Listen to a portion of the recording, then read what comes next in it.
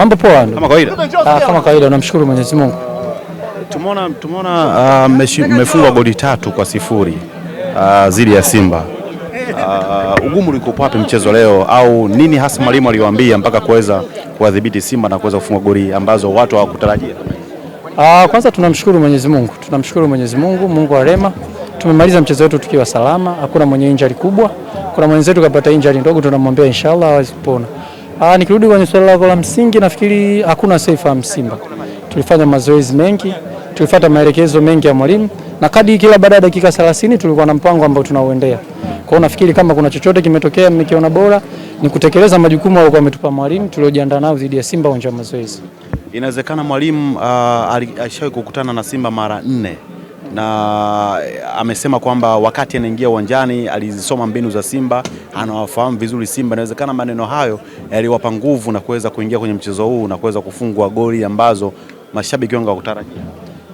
Hiyo ni silaha ya kwanza kwa kwetu. Man of the match ni mwalimu. Kiukweli alikuwa akitupa hope sana dhidi ya maneno yake. Alituhakikishia alifanya vizuri dhidi ya Simba akiwa na timu za kawaida, especially na sisi kwetu, akatuambia yes, najua nyinyi ni wadogo kwa Simba. Simba ni timu kubwa Afrika na sio Tanzania peke yake.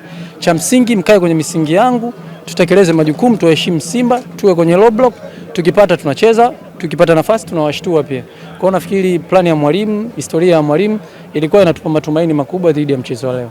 Mchezaji gani wa Simba ambaye leo alivuruga sana mipango yenu kwenye mchezo wa leo?